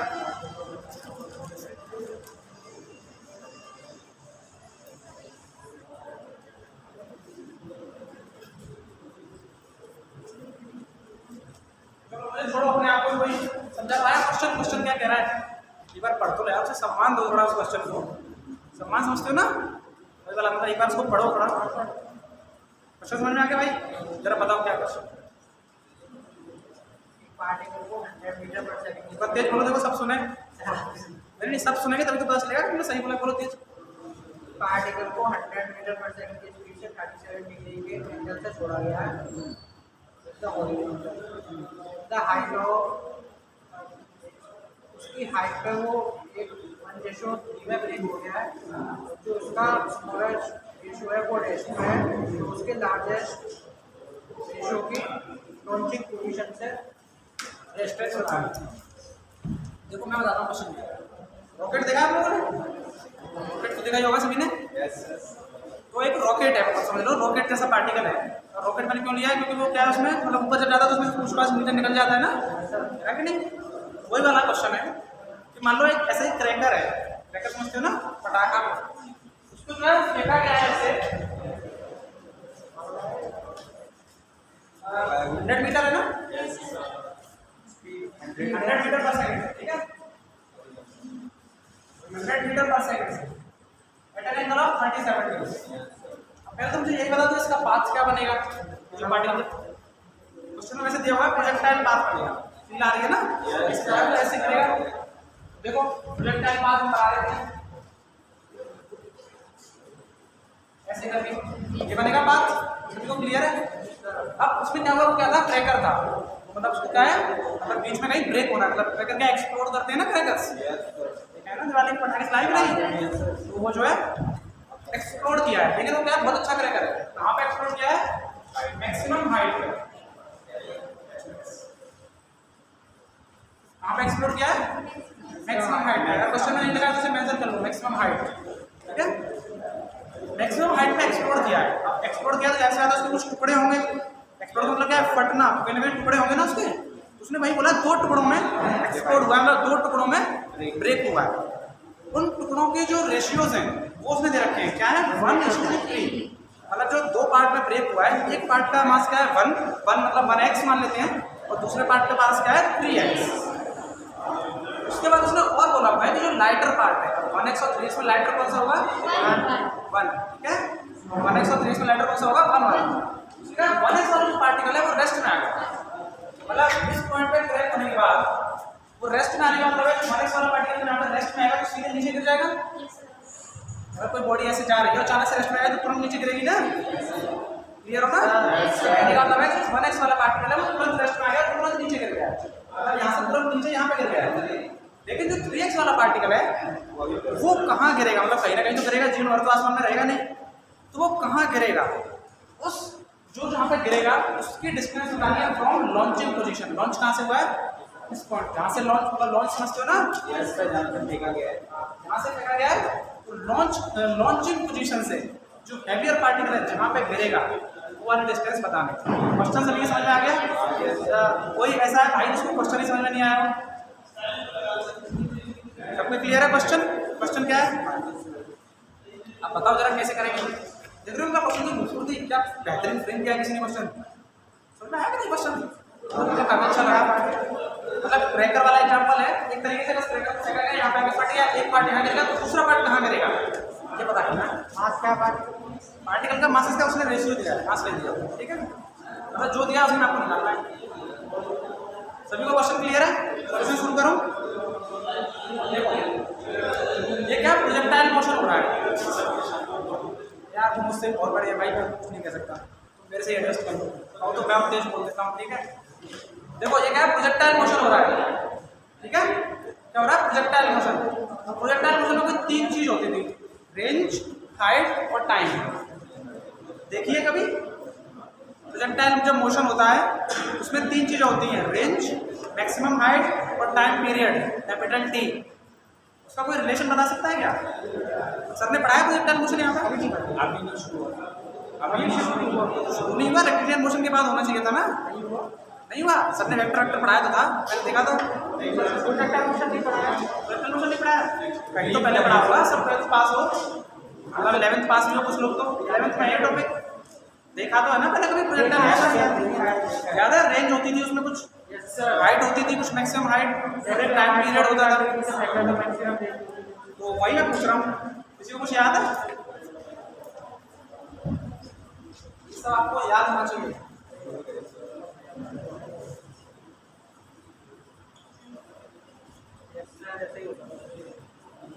जो टाइम पीरियड होगा इस प्रोजेक्टाइल मोशन को यहाँ से फेंक के यहाँ पे गिरने में, टाइम पीरियड को लेकर 2 × u mod, u मतलब इसकी वेलोसिटी, टू साइन थीटा, इसका एंगल अपॉन जी। ठीक है, ये इसका हुआ टाइम पीरियड यहाँ से यहाँ तक गिरने में, इसको इतना टाइम लगेगा। ठीक है, जो h होगा इसका जो मैक्सिमम हाइट यहाँ से यहाँ पे, ये जो h होगा इसकी वैल्यू होगी u0 square sine square theta upon 2g। ठीक है, और रेंज जो होगी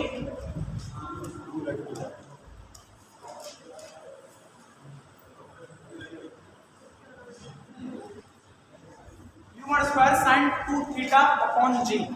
रेंज मतलब ये जो वैल्यू है ये वाली। अब बचपन में याद है कि नहीं, क्वेश्चन ये है वो कहता था कि इसको मतलब जो अरे वो जो होते हैं प्लेयर जो कुछ फेंकते हैं ऐसे करके, वो कहते हैं 45 डिग्री पे फेंको तो दूर जाएगा सबसे ज्यादा। याद है कि नहीं? देखते हो थोड़ा बहुत, मतलब जो फेंकते हैं हाथ से ऐसे, वो कहते हैं 45 डिग्री पे फेंको उससे दूर जाएगा। क्यों जाएगा? क्योंकि इसमें 45 रख दोगे तो साइन 2 इंटू 45 तो साइन 90 हो जाएगा। साइन 90 की वैल्यू क्या होती है 1, इसलिए इसकी मैक्सिमम वैल्यू किस थीटा पे आएगी 45 पे। इसलिए वो कहते हैं कि जब भी मतलब ऐसी कोई चीज फेंको तो 45 डिग्री पे फेंको, इसलिए सबसे दूर जाएगा। ठीक है, जरा को नोट करो। अब मैं 1 मिनट में पानी पीऊंगा।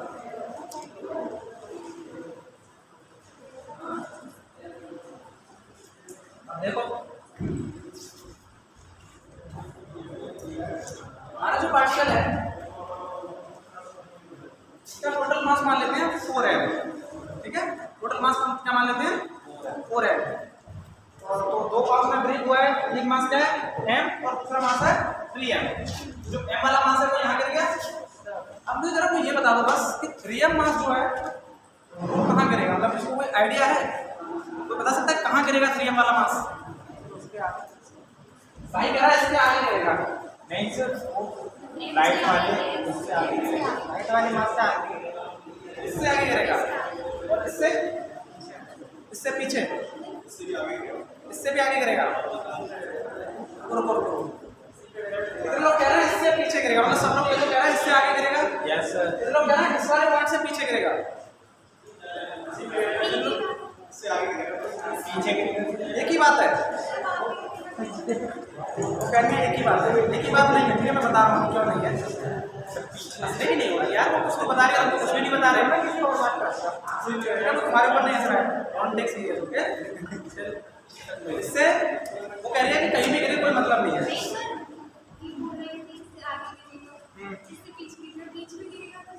अच्छा, मतलब यहीं गिरेगा इसी पॉइंट पे, ये कहना चाह रही है। मतलब मेरा सवाल ये है, इससे पीछे गिरेगा इससे आगे गिरेगा? इससे आगे गिरेगा। कितने लोग कह रहे हैं इससे आगे गिरेगा? बस एक ही लोग कह रहा है। और कितने लोग कह रहे हैं इससे पीछे गिरेगा?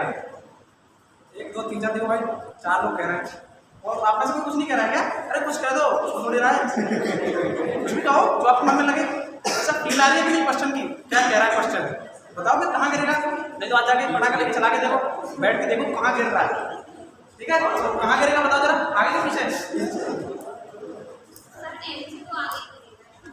एम से आगे गिरेगा, इस वाले पॉइंट से आगे गिरेगा कि नहीं? देखो जरा, तो लास्ट मैंने लाइन लिखवाई है इंटरनल फोर्सेस वाली, जरा उसे लिखो। देखो मतलब सॉरी, जल्दी देखो, जल्दी अपने मन में पढ़ो।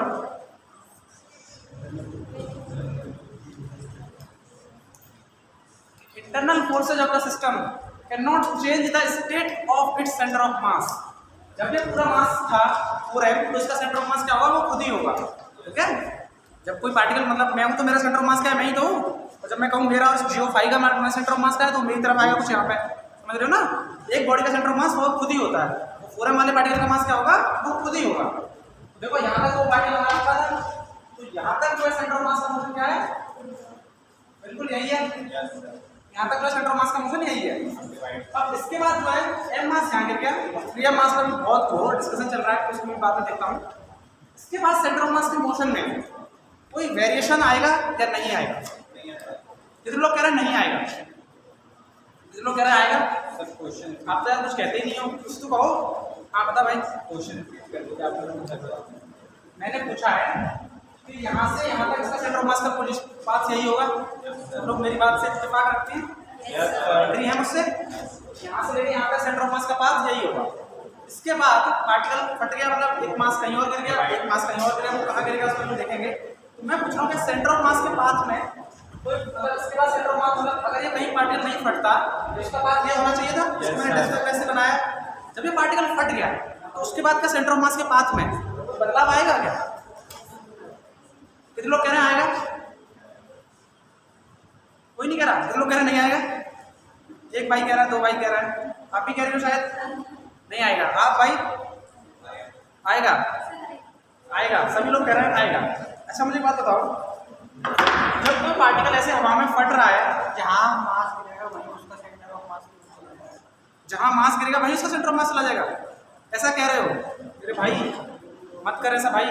सेंटर ऑफ मास जहां गिर गया तो सेंटर ऑफ मास अगर मान ले 3m वाली पार्टिकल कहा गया तो ये वाला मास तो दूर है ना उससे, ऐसा कैसे हो सकता है उसी पे चला जाए?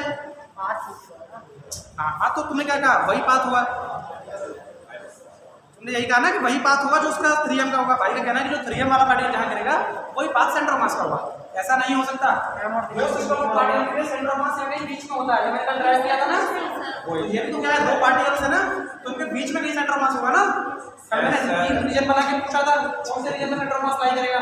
सेंटर ऑफ मास में लाई करेगा दोनों के कहीं बीच में, समझ रहे हो ना, दोनों के कहीं बीच में। तो फिर से वही सवाल पुराना वाला कि सेंटर ऑफ मास का पाथ क्या वेरी होगा या नहीं होगा? नहीं होगा। कितने लोग कह रहे हैं? बस 3-4 लोग कह रहे हैं, बाकी कुछ कह ही नहीं रहे हैं। हाँ मैं कह रहा था पार्टिकल वहां तक क्या हाईएस्ट पॉइंट तक, हाईएस्ट पॉइंट पे जब पार्टिकल फटा तो क्या आप वहां पे थे? क्या उस पर फोर्स लगा रहे थे कोई? जब पार्टिकल फटा मतलब क्या आपने मतलब उस पार्टिकल पर फोर्स लगाया था उस समय पे? क्या किसी और ने कोई उस पार्टिकल पे फोर्स लगाया? मतलब मेरे कहने का मतलब है वो जो पार्टिकल फटा है वो अपने उसकी वजह से फटा, उसमें कुछ फंसा था, सल्फर वगैरह कुछ भी था। कहने का मतलब है उस पार्टिकल का जो भी ब्रेकिंग हुई है उसकी अपनी वजह से हुई है, किसी और ने तो उससे कुछ नहीं कहा ना। इंटरनल फोर्सेस की वजह से क्या हुई है, उसकी ब्रेकिंग हुई है। इसकी वजह से इंटरनल फोर्सेस में से लाइन पढ़िए क्या थी? The internal forces of the system can not change the state of its centre of मास। तो उसकी जो ब्रेकिंग किसकी वजह से हुई है? इंटरनल फोर्सेस की वजह से हुई है। और इंटरनल फोर्सेस की वजह से उसकी जो स्टेट है सेंटर ऑफ मास की, उस पर कोई भी चेंज नहीं आएगा। कहने का मतलब है कि सेंटर ऑफ मास का वही पाथ होगा जो पाथ अगर वो नहीं फटता और उसकी ओरिजिनल बॉडी होती उसका होता, मतलब ये वाला पाथ। क्लियर है सभी लोगों को? फिर से बताऊं एक बार, जब वो पार्टिकल हो गया, किसी को कोई दिक्कत, भाई को देखो इनका हो गया इसलिए इनको कोई दिक्कत नहीं है। फिर से बता दूं किसी के लिए, समझ गए ना सभी लोग? सेंटर ऑफ मास का वही पाथ होगा जो अगर वो नहीं फटता तब होता। क्यों? क्योंकि जब वो ब्रेकिंग हो रहा है तो उसकी इंटरनल फोर्सेस की वजह से हो रहा है, और इंटरनल फोर्सेस किसी भी सिस्टम की सेंटर ऑफ मास की स्टेट चेंज नहीं कर सकते हैं। अब बताओ जरा, आपको दूसरा पार्टिकल कहाँ गिरेगा? मैंने ये बता दिया, इसी पॉइंट पे कह रही है मैडम। और कोई सेंटर ऑफ मास कहाँ होगा? सॉरी सेंटर ऑफ मास कह रहा हूँ, वो दूसरा पार्टिकल जो है कहाँ गिरेगा? अब तो बता दो। मैंने बता दिया यहीं पे सेंटर ऑफ मास है, मतलब ये रहा सेंटर ऑफ मास। इधर होगा या उधर होगा? अरे कुछ तो बोलो यार, देखो मैं कितना एनर्जी से पढ़ा रहा हूँ। आगे की तरफ होगा। कितने लोग कह रहे हैं आगे होगा? तो ऐसा तो नहीं लोग पीछे कह रहा हो। दो बॉडीज का सेंटर ऑफ मास हमेशा बीच में लाई करेगा। इसका मतलब वो जो पार्टिकल है कुछ यहाँ गिरेगा 3m पे, और इसका मास होगा m। इन दोनों का सेंटर ऑफ मास कुछ यहाँ पे आएगा। समझ गए सभी लोग? समझ गए? क्लियर है आपका? वहाँ नहीं होगा, तो वहाँ पे तो क्या है सेंटर ऑफ मास, उससे आगे गिरेगा, फिर उन दोनों का जो सम आएगा वो यहाँ पे आएगा। सभी को क्लियर है ये चीज? किसी को दिक्कत तो नहीं? अब बस देख लो जरा, ये मैंने बताया है आपको, ये क्या होती है? रेंज। रेंज होती है ना ये, इसमें जरा रख के देखो वैल्यू इसकी, और ये रेंज वैल्यू निकाल बताओ जल्दी करो, पास नहीं है। ये वाला फॉर्मूला लिखा हुआ है, u mod 100 sin थीटा की वैल्यू क्या है 37। निकाल के देखो जरा जल्दी, रेंज निकालनी है, बताना पड़ता है।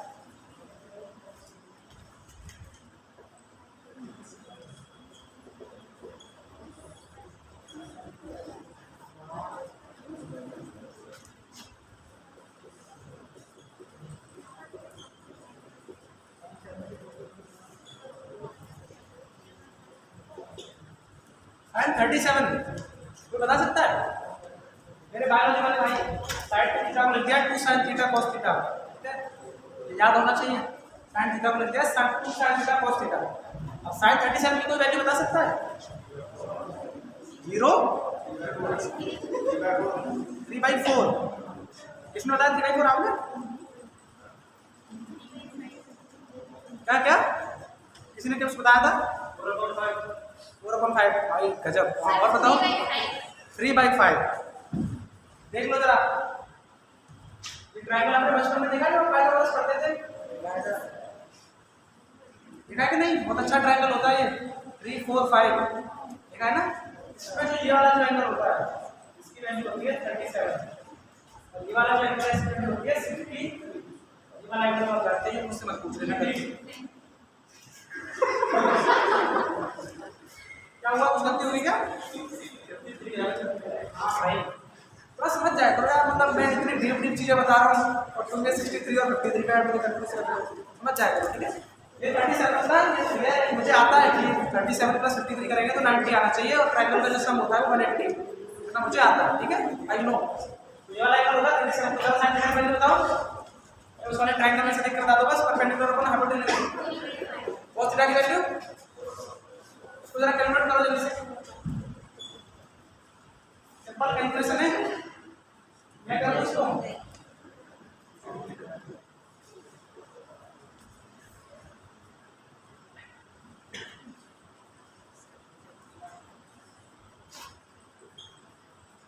960 ठीक है तो ये ना 960 है ना। अब मैं ये सब मिटा दे रहा हूँ यहाँ पे लिख दिया होगा जो भी है। ये रेंज हमें पता चल रही है कि हमारा जो सेंटर ऑफ मास है जो हमारी लॉन्चिंग पोजीशन है वहां से कितना आगे गिर रहा है 960 ठीक है। ये वाली रेंज हमें पता चल चुकी है कितने आगे गिर रहा है 960। अब देखो बस हमें क्या करना है लास्ट क्लास थी मैंने आपको बताया था उसमें कि अगर दो पार्टिकल्स हैं ऐसे m1 m2 और m1 और जो इसका सेंटर ऑफ मास है तो यहाँ से अगर r1 डिस्टेंस पे है और ये जो है r2 डिस्टेंस पे है तो m1 × r1 होता है m2 × r2 मैंने कल बताया था ना। अच्छा इसको आप कर लोगे नहीं अपने आप कर पाओगे कि नहीं इसको अपने आप थोड़ा नेट ऑफ शुरू करना है। देखो सेंटर ऑफ मास यहाँ है ये कितना 960 ये वाली हाइट कितनी हो जाएगी? अच्छा हाँ ये तो पता पहुंचेगा ये पूरा डिस्टेंस कितना है 960 देख रहे हो यस सर। तो ये डिस्टेंस कितनी हो जाएगी हाँ ये डिस्टेंस कितनी हो जाएगी 480 ठीक है।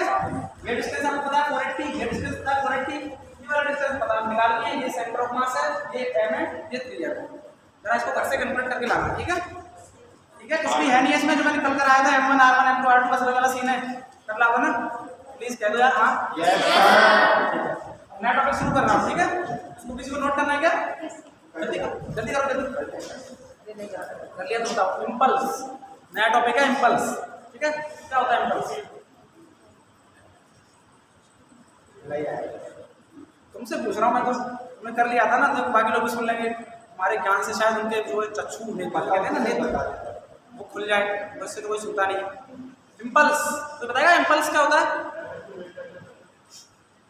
थोड़ा यार ऐसे बोला करो कि मुझ तक आवाज आ जाएगा। देखो मैं कितना तेज बोलता हूँ मतलब 2 दिन से मेरा गला एकदम वो हो जाएगा तो थोड़ा इज्जत रखो थोड़ा तेज बोलो एकदम खड़े हो गए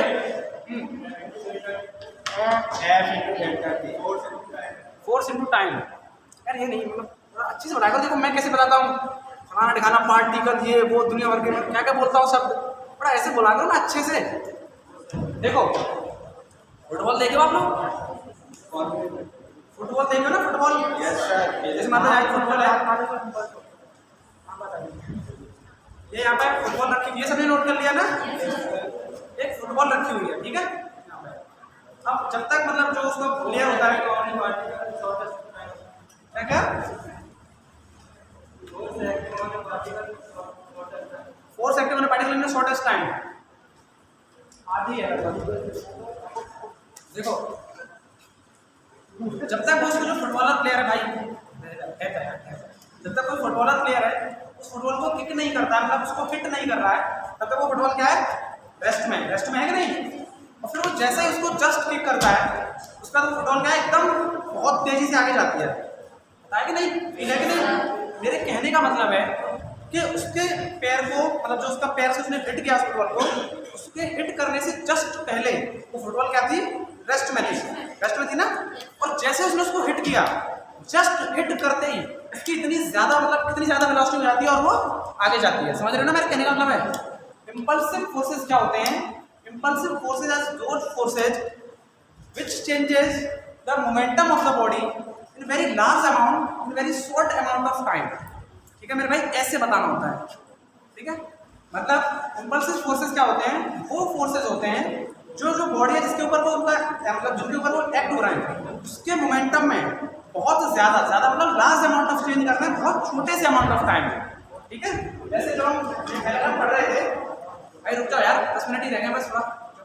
जब हम एलएलएम पढ़ रहे थे हमने जब फोर्स लगाया था एफ, अब कहते थे ये फोर्स एफ लगे जा रहा है और पार्टिकल चले जा रहा है, कहते थे ना। तो ये क्या इम्पल्सिव फोर्स नहीं है। इम्पल्सिव फोर्सेस क्या होते हैं?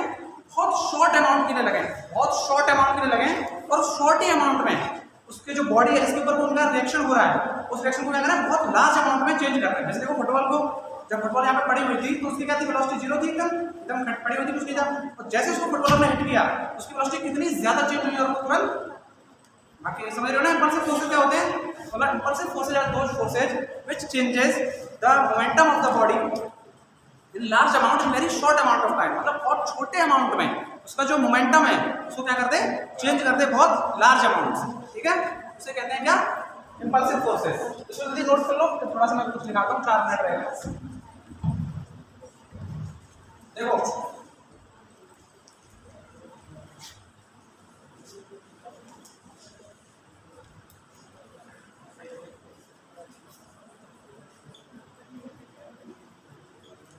फोर्स की डेफिनेशन क्या है? इंटीग्रेशन ऑफ एफ, जो फोर्स उनका लग रहा है जो कि उनके छोटे से अमाउंट में dt प्लस उसका इंटीग्रेशन, मतलब जो छोटा सा अमाउंट है। ठीक है, ये इम्पल्सिव फोर्स की क्या है? डेफिनेशन। अब देखो जरा, I = integration of p1 into f को मैं लिख रहा हूं, बात मत करो यार, 4 ना सुन लो, 3 ही रह गई अब तो। ठीक है, m इनटू एक्सेलरेशन को लिख रहा हूं dv/dt इनटू dt। ठीक है, आगे देखो m =